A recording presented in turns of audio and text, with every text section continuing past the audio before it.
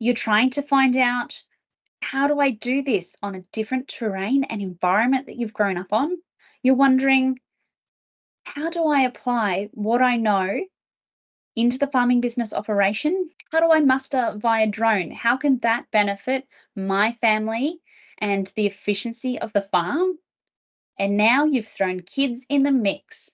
Well, if this sounds like some of the struggles that you've been having when you've married your farmer and moved to the land, then this interview is for you. So let's jump into today's interview with Prue.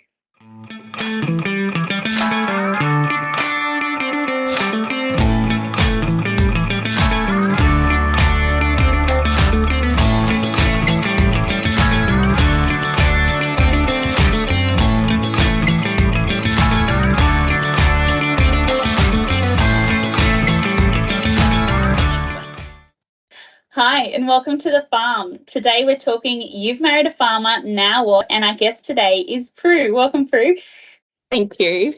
Can you tell me a little bit about yourself, your family, and your farm? Yes, so hi everyone. My name's Prue. I grew up on a small farm in Crookwell. So was over there till I was 18. And mum and dad both worked. So dad was a stock and station agent. So learnt a lot from him over the years. And then after school, just worked on properties for a few years, headed overseas for a little bit, and then came home and again worked on another property for a little bit. Moved to Cowra when I came home from overseas, and that's where I met my now husband. So we got married in 2019, and then we had two little girls. So first one we had Mila, she was 2020, and then we had little Evie in 2022. And where we live now is Dan's family property. So they've been here a number of years, and before his parents purchased a place, it was owned by relatives anyway. So it's sort of a family, nice family property. And we were living just out of Cowra on a little block. But before we had our first bub, we thought we'll move back out to the farm. We were both working out here anyway. So just to have that, a bit more space and less driving once we had bub. So moved back out to his family property. And we've been working out here since, and now running the place. So that's a bit of the backstory. Excellent. So tell me a little bit about your first jobs when you started working on other properties. What were the types of jobs that you were doing initially? Yeah, my first one was up in Queensland. So after I went to ag college, for a year after school, but I did the horse husbandry course there, just did a year there, and then went up to Queensland and worked on a family station up there. So that was great. I learned a lot. The people were lovely. And that was all cattle. So just, a lot of cattle work, fencing. They were probably the main jobs up there. And then, everything else that comes with station life. So that was that farm. And then back down here, it's been mostly sheep properties since that I've worked on. So a lot of sheep work, a lot of yard work, a lot of mustering, drenching, drafting, vaccinating, all those sorts of things. And you mentioned you went overseas. So tell us, was that for farming or pleasure? What took you overseas? Yes. So I decided one day that one of my previous employers knew someone that had been overseas, and were chatting, and I think they'd been to maybe Canada and America. And then I just started thinking like, wow, that sounds, everything they did sounded amazing. And I was like, I would love to go to Canada. So I sort of decided, I didn't know what I was going to do over there, but I decided, right, I'm going to go to Canada. And then speaking to a few friends, so Alex, who you've been speaking to, so she came over with me, and then another girl also said, yep, I'm coming over. And Alex had organised through someone that she previously knew, they had worked for a cutting horse trainer over there. So she organised for us two to work over there with the cutting horse trainer. And Amber, who came over with us as well, she sort of was in the hospitality side of things. So she got a job in town, and Alex and I worked for this trainer for Alex came home a bit earlier. I can't remember exactly when, but I stayed over there for, a year and a half and worked for these people and did a bit of sightseeing and travelling. And it was amazing. He was a, well-known trainer over there. So we learned a lot, and he was really respected, and they were lovely people. Sounds like an incredible opportunity. What did your day-to-day look like? That was get up, feed horses, muck stalls, and then we would go into the arena and we would bring, so there was three of us working there at that stage, Alex, myself and another fella. And we would just, one by one would saddle the horses, start with the young ones and go up through the ages, take them out into the arena. We'd lope them around, warm them up, get off, hand them to the trainer, take the horse he was on, cool that horse down, and then back into the stables to grab the next horse. And we just did that pretty much probably till lunchtime. And then after lunch, we might ride some young horses, take them out for a ride and stuff like that. And then muck stalls, feed up. But we got to go to all the shows. He did a lot of cutting shows and stuff. So we got to go along to all the shows, which was really cool. We got to go to the Stampede, the Calgary Stampede with them because our boss was riding there. So that was a really cool experience.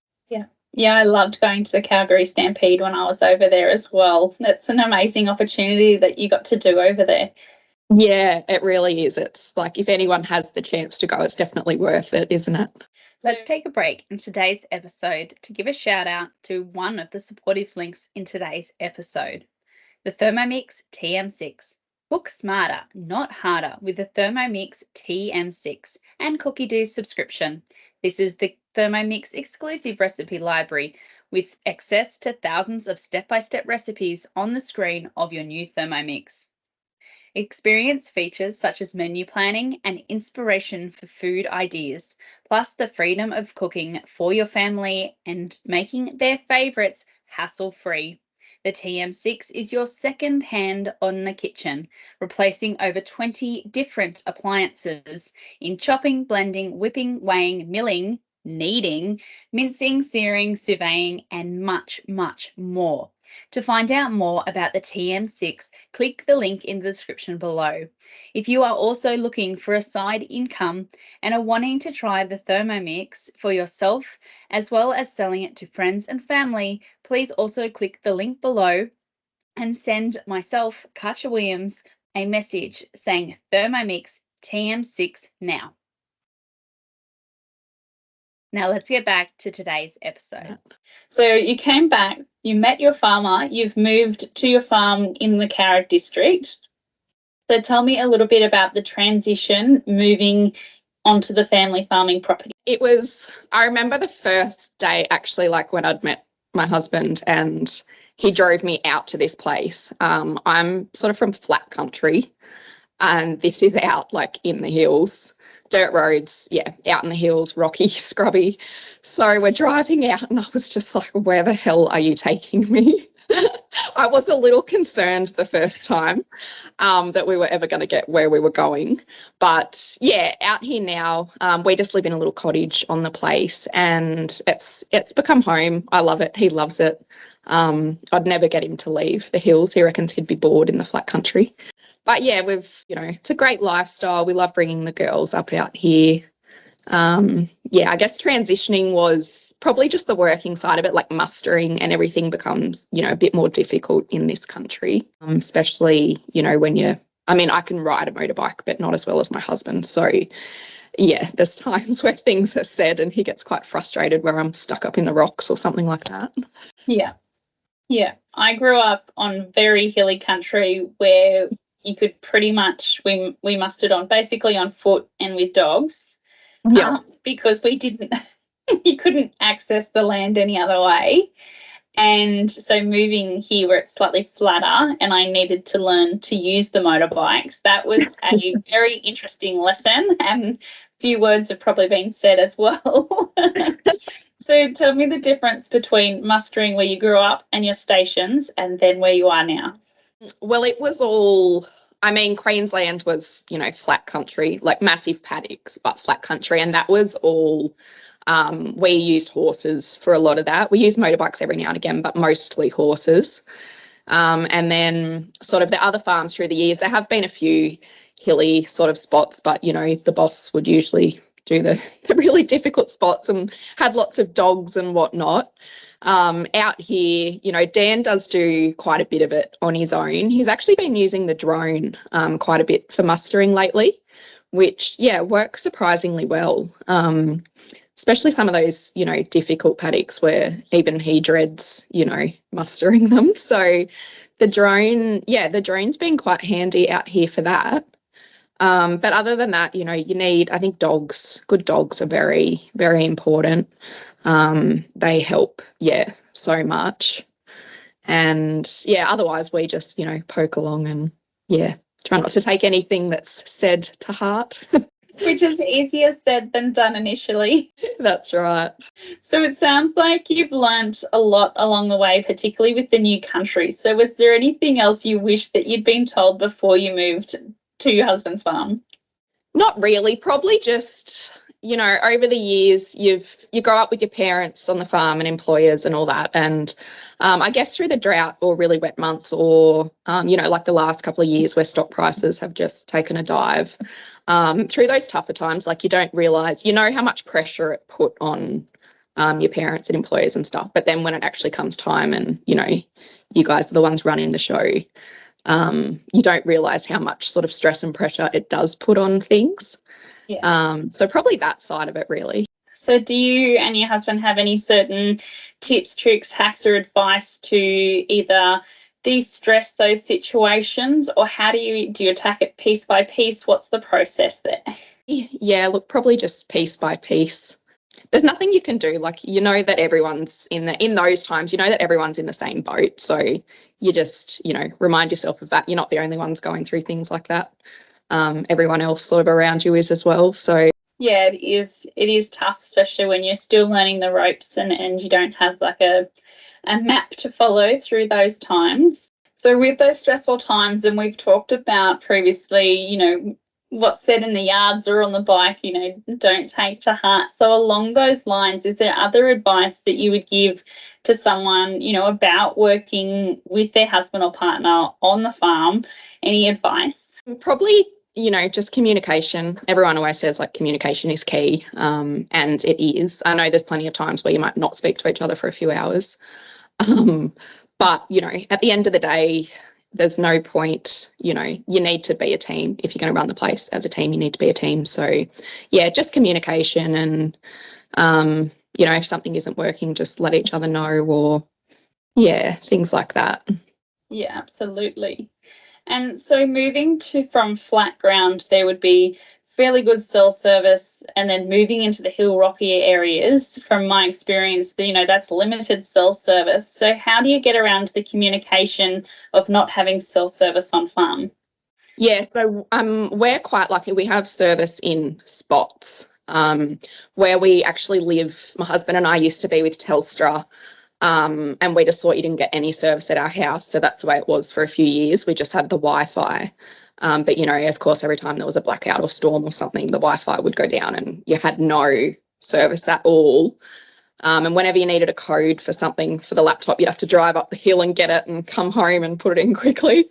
But we had some friends come and stay one day and they were with Optus and they're like, oh, I get service here. And we're like, what? So we went out and got, Optus SIMs. So we're now with Optus and get service at our house, which is great. It makes a big difference. You just feel, I think, especially having kids, you know, you panic if you don't have that sort of connection with the outside world and something's ever to happen. That always sort of stressed me out a little bit. And as far as the farm, it's just patchy. You know, if you're on top of hills, generally you get it. Other places, not so much. Yeah. Safety wise, when you're moving around the farm, is there, you know, not necessarily a protocol, but is there a certain thing you do with you communicating with your husband or any of the workers on, like, this is where I'm going and this is what paddock I'm doing that in? Yeah, there should be, but there's probably not. So, which is another worry, you know, especially when Dan's off by himself mustering and stuff and he says, oh, I'll be home in an hour, and he's home like 5 hours later. And you're kind of going, well, if I need to find you, I literally have no idea where would you even start? Yeah.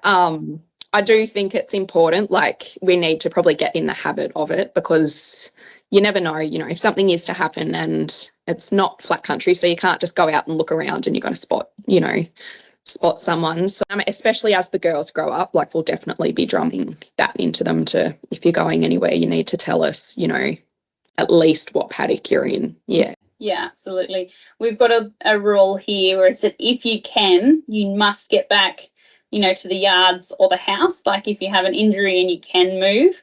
And then, definitely saying, okay, I'm going to move this mob. I'm going to take them from this paddock into this paddock.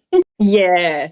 I think it's such a good, good thing to get into the habit of doing. Yeah, definitely helps. So you've mentioned, the girls are now on farm with you. So what did your life and routine look like? I know every day on the farm is different, but what were your roles and responsibilities before the girls came? And then now that you're on farm, are you doing the same thing, or are you, just doing it differently, or how does that look? Yeah, so before the girls, I was working with Dan. Like, we were both out here on the farm every day, really. And then once the girls came along, probably hours, days and hours, obviously cut back a lot. And it's a bit hard, in this country to take the girls out everywhere, because, if you put them in the buggy at such a young age, it's just so rough in some of the areas, and just really not all that safe. So they come out, in the easier paddocks with us, and come out up to the yards and all that sort of thing. But yeah, days and hours definitely cut back, which I think then probably puts more stress on Dan, because there's so much to get done on the farm. But it's just, one of those things. Now that they're getting a little bit older, we're lucky enough to find a really great girl that comes out on Tuesdays and Thursdays for us, and she looks after the girls at our place, so I can go out and help Dan, and, we can try and get a fair bit done in those 2 days. So that's made a massive difference to us, which has been great. Yeah, absolutely. I have 2 days a week where I'm just doing office work and housework, and then the rest of the day I can be on call, and I can be out in the system, I call it. I can be on call, but I need those 2 days to make sure that everything runs smoothly. Yeah, that's right. You do. You need that time to, it's just that little bit, everything takes a bit longer with kids, and it's a bit harder. And there just are times where we physically cannot have them with us out here, like if we need to go mustering on the motorbikes or stuff like that. Yeah, I'm so glad that you've been able to find, your help with those 2 days a week. Yeah, because everywhere, I know it's tough anywhere with childcare these days. So, it was amazing to find Tiff, the girl that we've got. She's been a blessing. So, Prue, while we're talking about, having the girls on the farm with you, is there any top tips, tricks, hacks, or advice that you would give to other mums on farm who are, either wanting to work at home or wanting to be out in the paddock with their farmer? Is there anything that sort of fits into that category that you'd be able to tell them?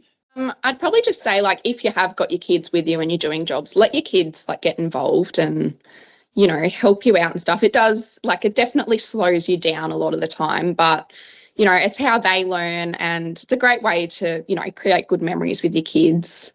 And they pick things up so quickly, and they actually do become a good help. Mine aren't old enough yet to open gates, but I can't wait until we get there.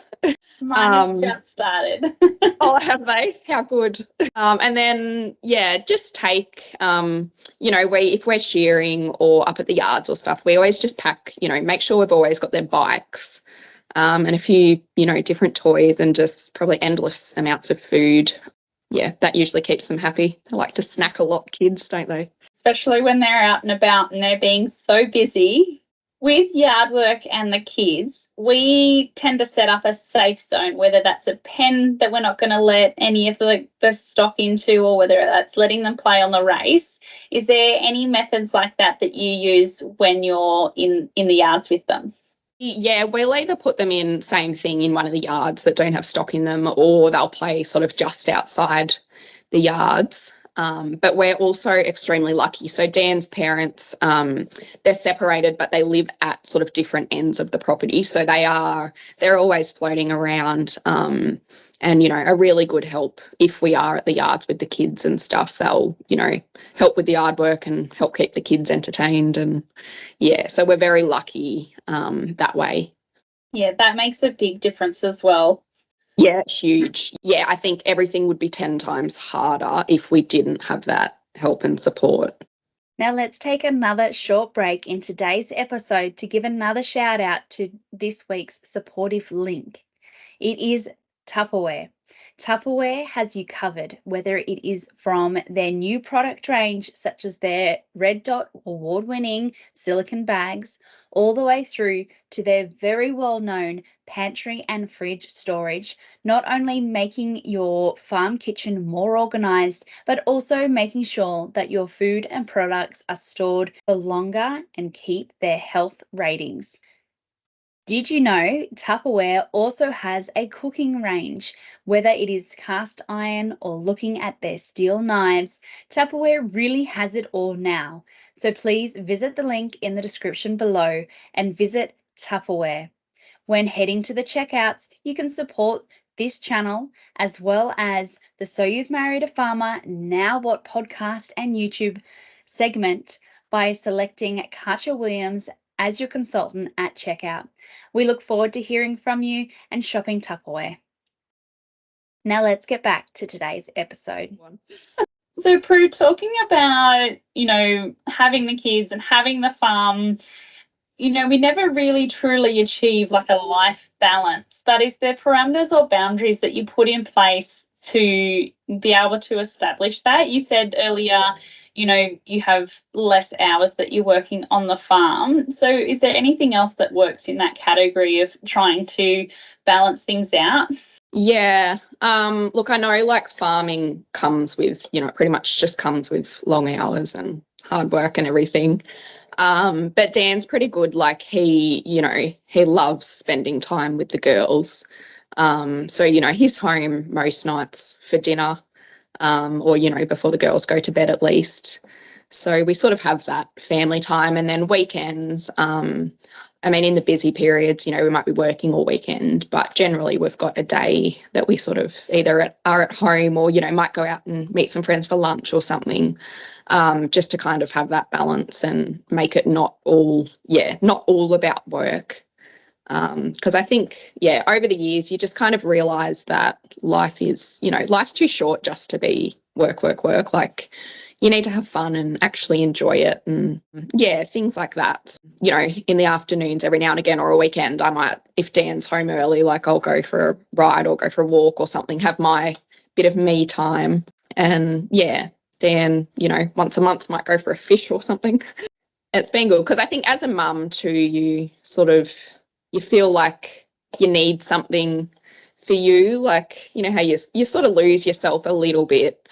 So it is important to, yeah, find stuff that you enjoy doing and just have that work-family balance. Finding your new identity on the farm and wearing all the different hats, how was that process for you? I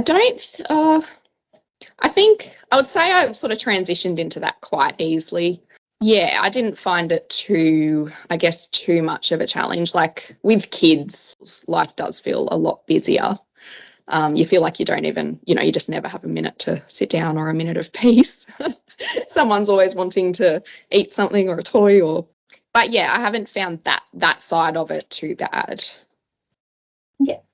Oh, that's good. And what did you find was an activity that you could do just for you?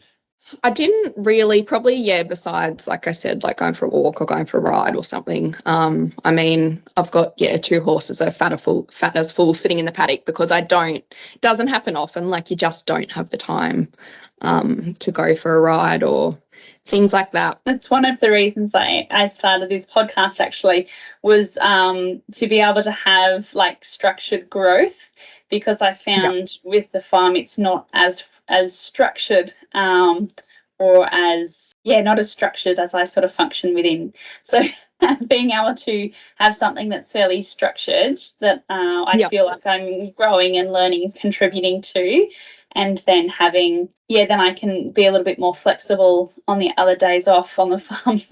Yeah. No, that's right. I totally understand that. There's never a day off on the farm, is there? No, I like to try and think about, how nice it is to be out in the open air on the bike, or Yeah. spending some quality time in the yards with my husband. Yeah, I know. That's the other thing about like moving to the farm. If your husband or partner says that things will quieten down soon, they're lying. Yeah. It's not going to happen. Maybe in the area they're working on right now, but something else will. Yeah, that's right. There's always something else. No, that's really good. So that sort of brings me to the end of my official questions for today's interview. Was there any other advice, tips, tricks, hacks, or advice that you would give to someone moving to the farm for the very first time? Probably just enjoy it. Enjoy it. It's a great lifestyle. Make the most of it. And there will be there's always going to be tough times on the farm. Things will pop up, but things are always going to improve. There's always better days, and just make the most of it and enjoy it. Yeah, absolutely. Thank you so much for coming on the podcast, Prue. And we look forward to hearing more from you within our community going forward. Thank you for joining us here on the farm. I hope that you have picked up some tips, tricks, hacks, and advice along the way that will help you move to the farm for the first time. And enjoy hearing from people who have moved to the farm and who have tips, tricks, advice to give to you about making the transition easier and smoother for you. Then please subscribe. Also fill out a review or leave a comment below. That will help other people find us and the content that could help them about moving to the farm for the first time. We have also opened up sponsorship places for our social media streams, as well as this podcast and the YouTube channel. If you are a business that enjoys supporting people moving to the farm, the agricultural industry, and especially women on the land, then please get in touch via the website link in the description and show notes below. And I'd love to have a chat to you about coming on as a season or episode sponsor. If you know a rural mum who has experienced moving to the farm for the first time or across multiple farms with advice to share, then please also nominate them via the website link below. Until next time, thanks guys for joining us here on the farm, and we'll see you back here very soon.